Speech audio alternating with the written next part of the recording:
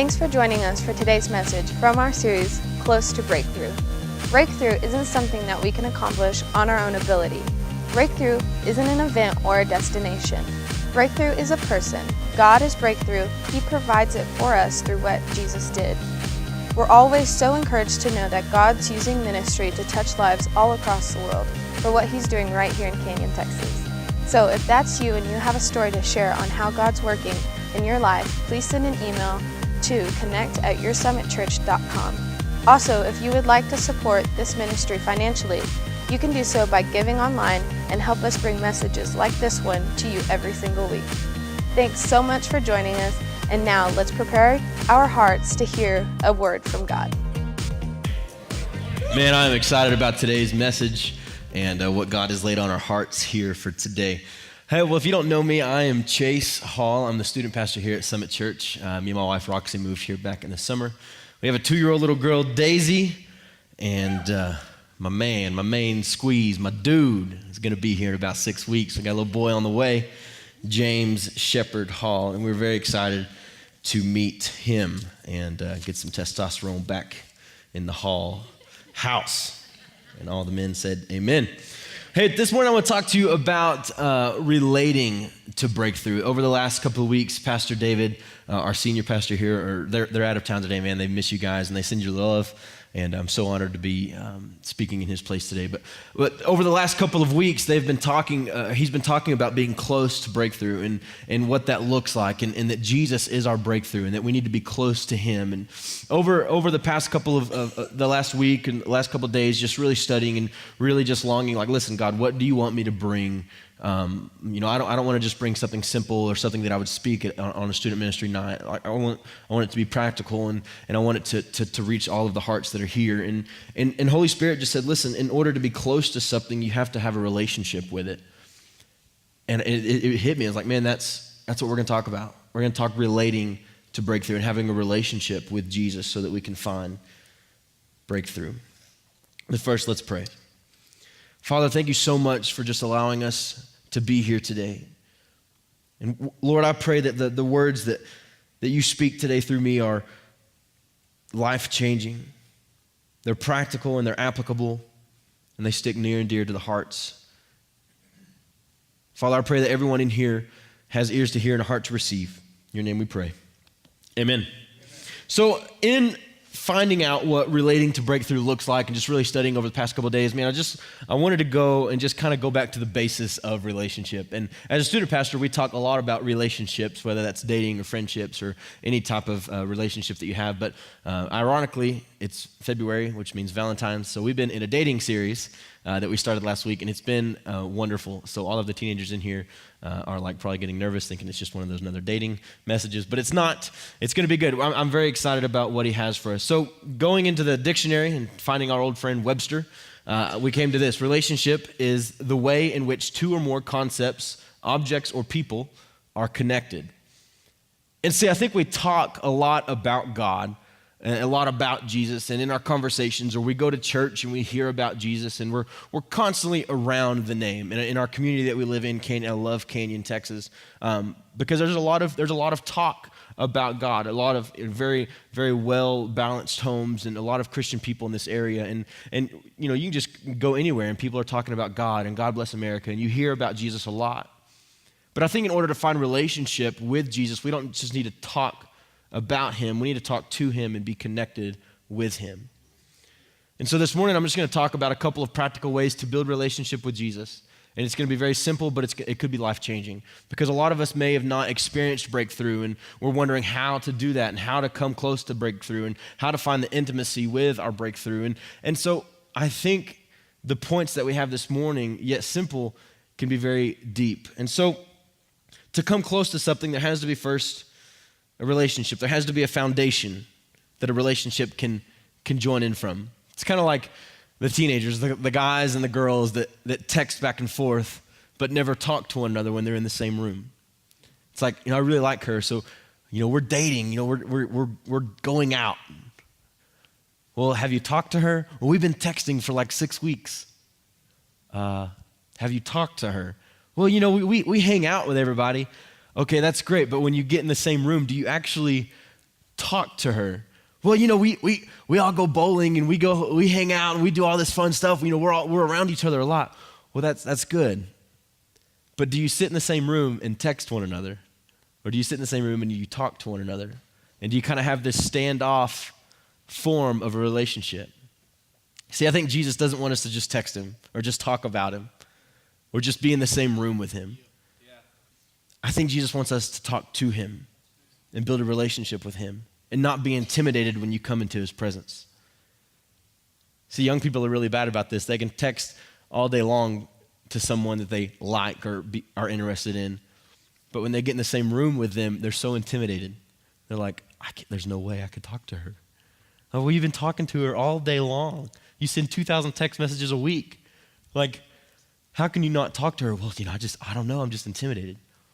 I think some of us approach our relationship with Jesus in the same way. We can come to church and be holy, or we can lift our hands in worship and show Jesus that we care about him, and we can do things to where Jesus looks down and says, I know you love me, but we don't have a relationship because you never talked to me. And so I think if we haven't experienced breakthrough, we should check on a couple of things. We should check on our priorities. We should check on our actions. And listen, I don't want to just know about Jesus. I want to be connected with him.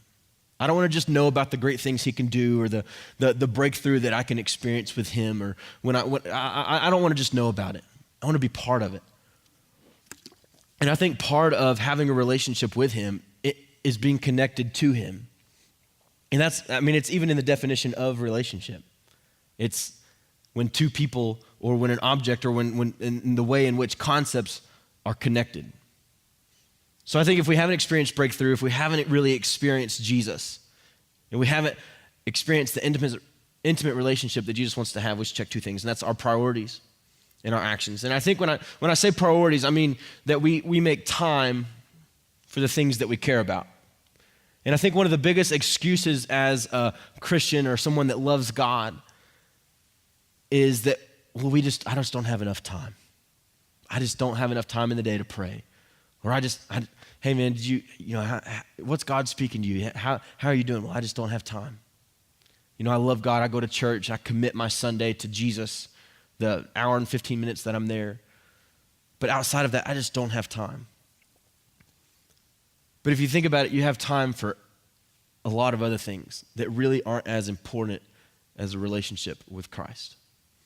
Now listen, this message is not to condemn you. It's not to bring conviction on you. I just wanted to bring some reality to the fact that how near and dear and how important a relationship with Christ is.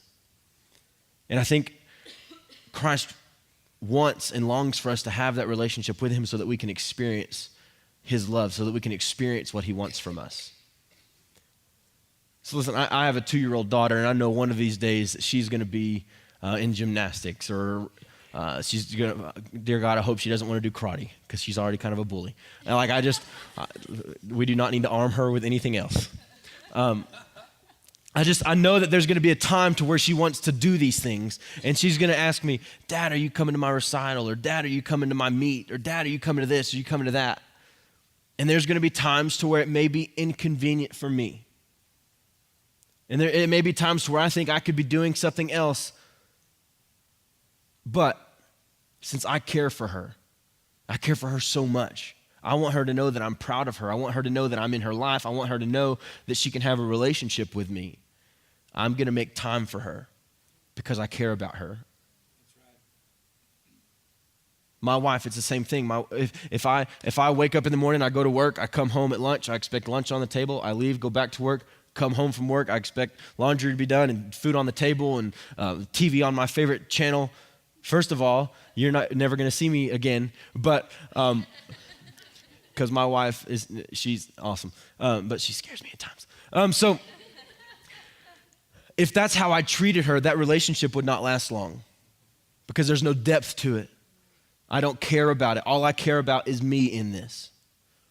My priorities are out of check because my priority in this situation would be me. And I think sometimes that's how we treat Jesus, is that our priority in the relationship that we have with Jesus is me. It's like, listen, I'm going to talk to you as long as I get something out of it. Or I'm only going to call on you when I need something. Or I'm only going to pray, or I'm only going to go to church when my family's in a bind. Come on, somebody. Listen, the reason that we care so much about our Sunday morning worship experiences is that we need to be constantly building a relationship with Jesus, and every time these doors are open, we think that we should all be here. And I know that might sound crazy and like, well, you're just young. You don't have the family that we have or the dynamic that we have, or we're always doing this, we're always doing that. Well, listen, I do understand because I grew up in that. I was an athlete. I was in every sport. I did everything. But every time those church doors were open, I was sitting right next to my mother, and she made sure I was awake. She just had that look. Like I remember one time I got older, I started sitting with the youth. It's like, yeah, I'm 12 years old, I'm going to go sit with the youth. Here I am. And dude, it just felt like the back of my head was on fire. Because, we were up there talking, hanging out, doing things, listening. And I'm like, man, what is going on? Turn around, and it's Mom. Just points, like, I got you. Yes, ma'am. Those were some of the worst spankings, man, as a kid you ever got is on Sunday afternoon. I don't know why it was that much important. But listen, all right, moving on. Our actions. For real, though, I got wore out on Sunday afternoon. We were always acting up. All right, I'm done. Love you, Mom. I'm sure you're going to be watching this. All right, so if we haven't experienced breakthrough, we should check our actions. Are we doing things for the legality or the religion factor? So when Mackie, when he's leading worship and he says, church, let's raise our hands. He's not saying that for the sake of, hey, listen, as a religious act so that God knows we love him, we need to all lift our hands. And if your hands are here, you're kind of a Christian. If your hands are here, you're getting there. But if your hands are here, you've got it. Cookie for you. See, we don't need to do things to build a relationship with Christ just because it's a religious act and that's what we're expected to do. We don't need to pray because that's what Christians do. We don't need to come to church and be attentive and take notes because that's what we're supposed to do. We need to do them so that we can show Christ that we care about him, so that we want to strengthen our relationship with him. So that when we raise our hands in worship, we're showing him, hey, this is not about me right now. I don't care what I look like. I don't care what my friends think. I don't care what my family thinks about me right now. But this is a moment between me and God. That's why we raise our hands.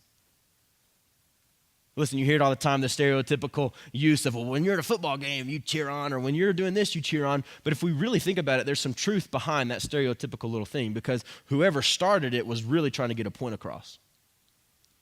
When we're at a football game, we're at a basketball game, I'll be the first one to stand up. There'd be nobody around me standing up. My wife's just like, oh my gosh, don't look at him. Nobody look at him. But I'm cheering, I'm screaming because I'm so invested in the game. Maybe we've got teenagers that go, that are playing in the game. I get so riled up in any type of athletic thing.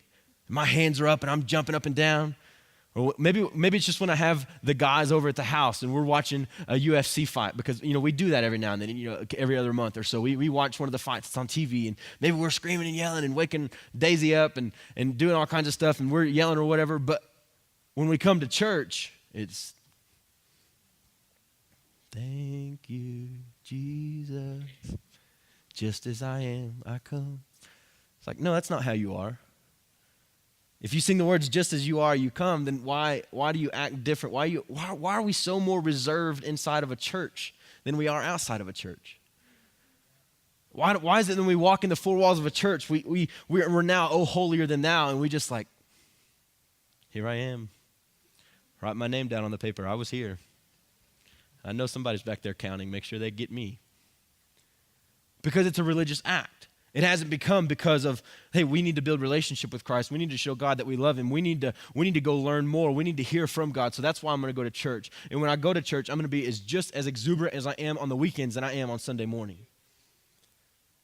Somebody write that down. I said exuberant. It's probably the first time ever. I hope we're filming that because I'm going to tell Pastor David, hey, I used exuberant.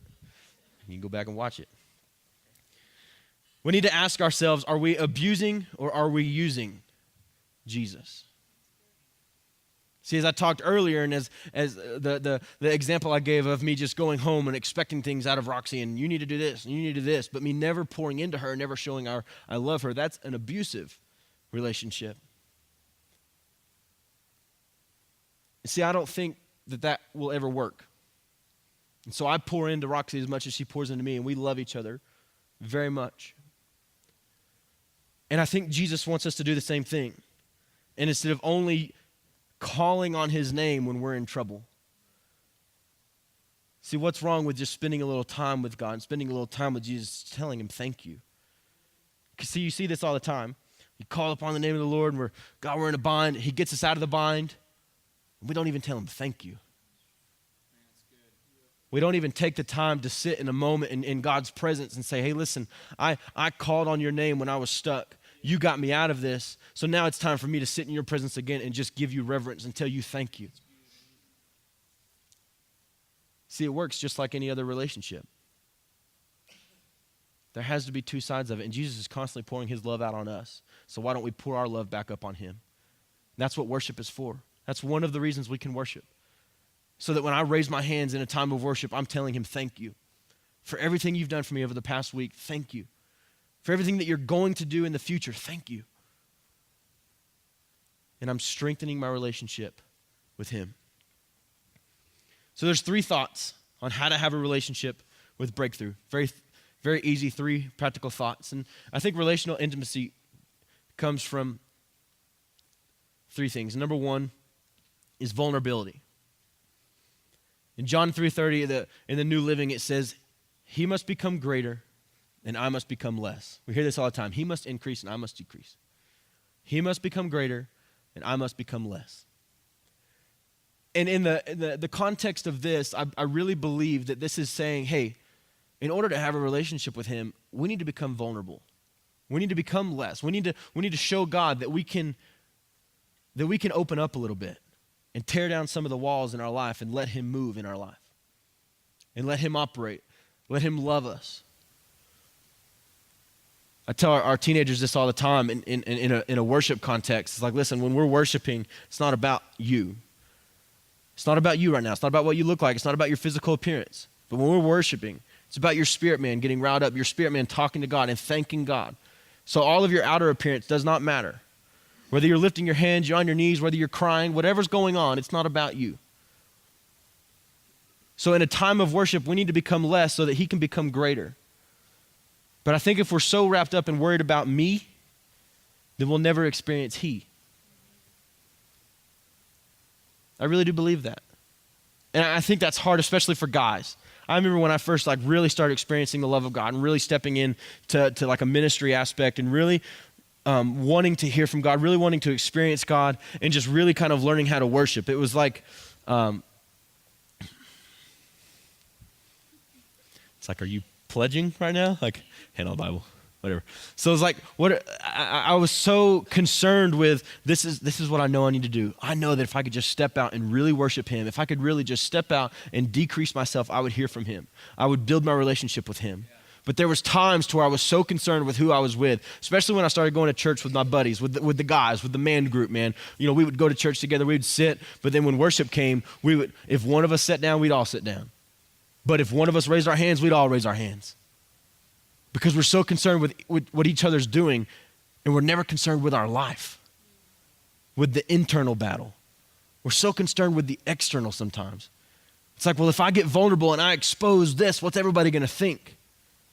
Well, I can tell you what's going to happen in a church context. When you get exposed, or when you say, hey, listen, I need help. When you take a share card and you fill it out and say, listen, I need prayer, and your problem is exposed, there's no judgment.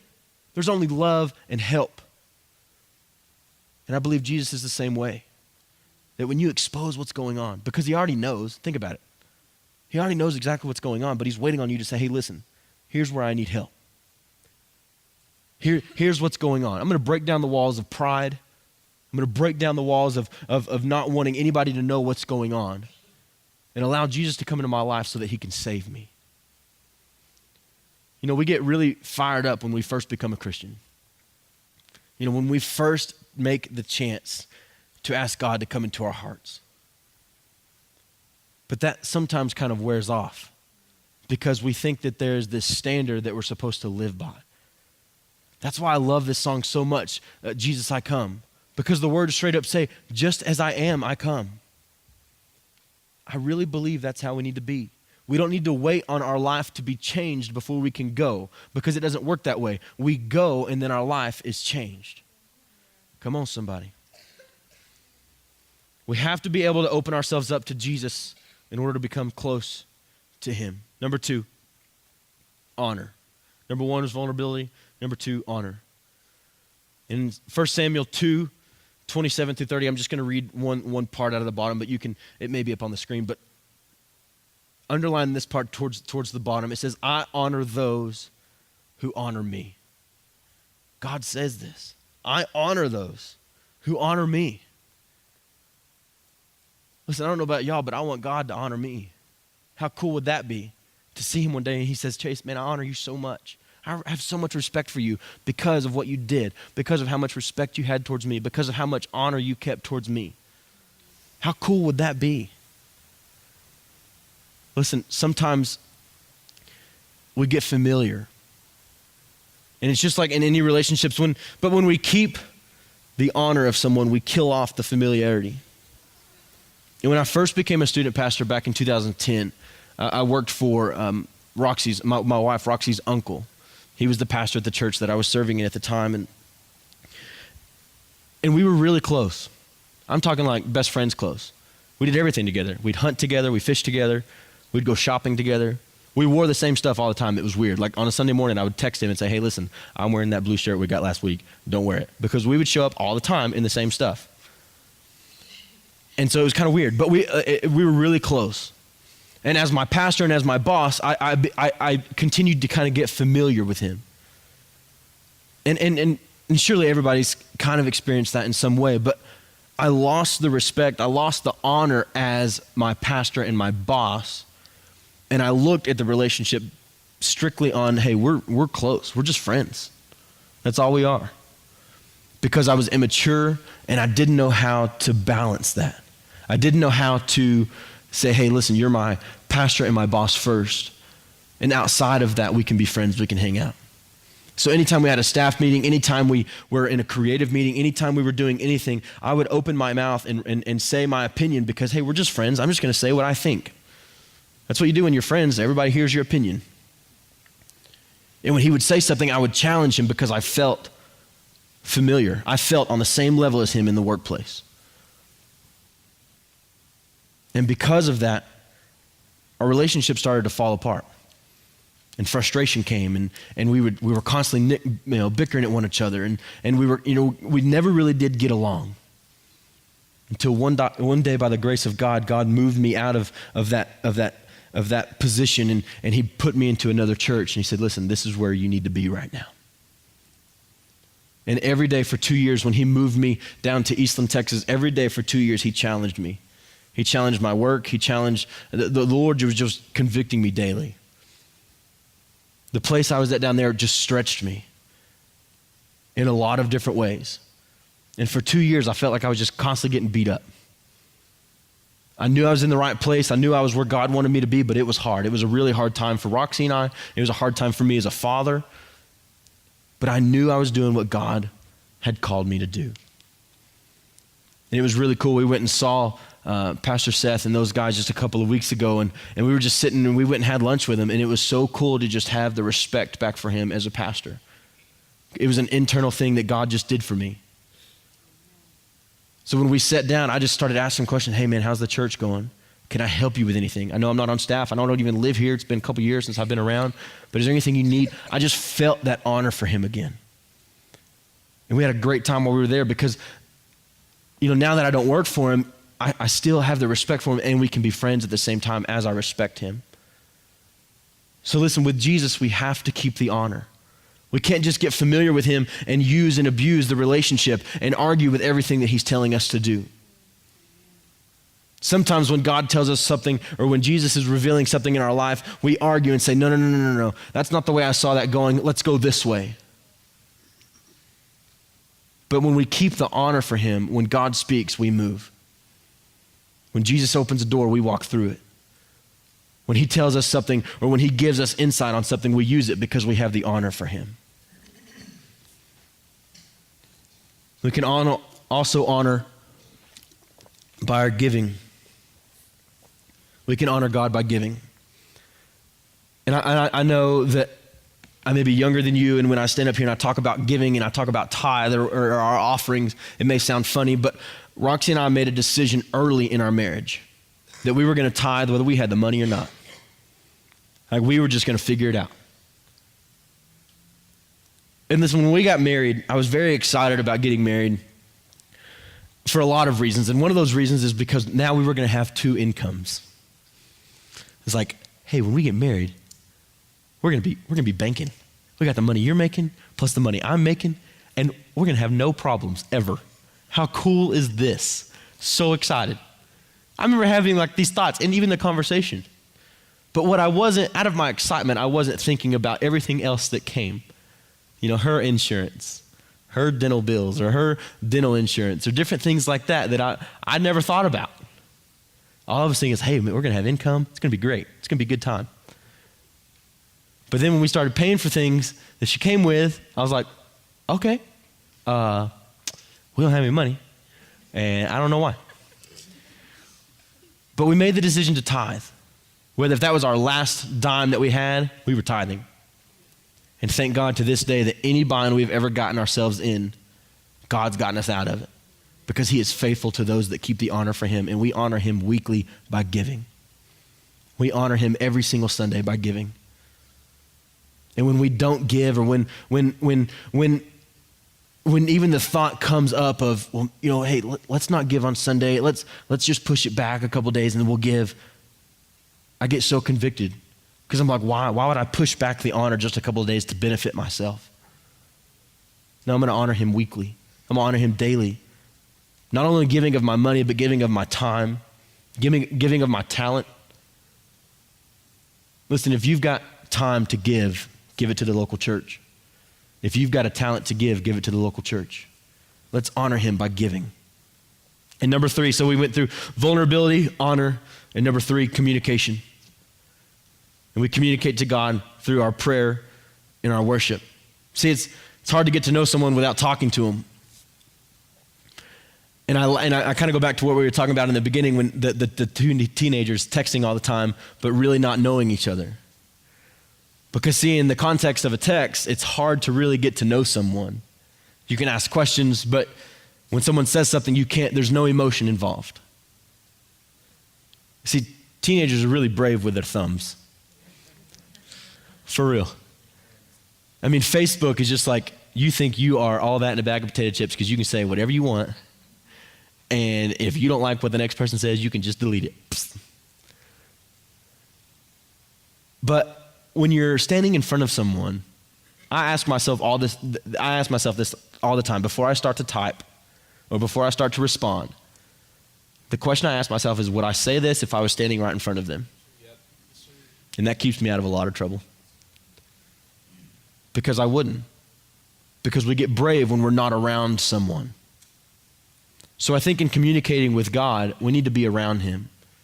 We need to be with him. We need to be in his presence. And we need to communicate with him, not just about him. See, it makes us feel good when we start talking about God. You know, hey, what's God speaking to you? You know, well, God, he loves me. Okay, but what's God speaking to you? You know, man, God is just so awesome. Okay, yeah, but what is God speaking to you? Man, I loved the word that Pastor David brought last Sunday. Yeah, it was a good word. But what's he speaking to you? What are you talking to God about? See, it makes us feel good when we talk about God. It makes us feel holy and Christian. Yeah. But we need to learn to talk to God. See, it makes me feel good when I talk about God to our students, and when I'm up here speaking on a Wednesday night, I feel good. I'm doing what God has called me to do. But at the same time, when I'm not up on this stage, I still have to talk to God. See, I don't use the stage to portray my Christianity. Like, okay, God, I'm doing what you called me to do. But then when I walked off the stage, if I never talked to God, then I would have no relationship with him. And the stuff that I'm speaking at up here would be off of christiansermons.net. And they wouldn't be impacting. They wouldn't be practical. They wouldn't be life-changing. They wouldn't be the breath of God.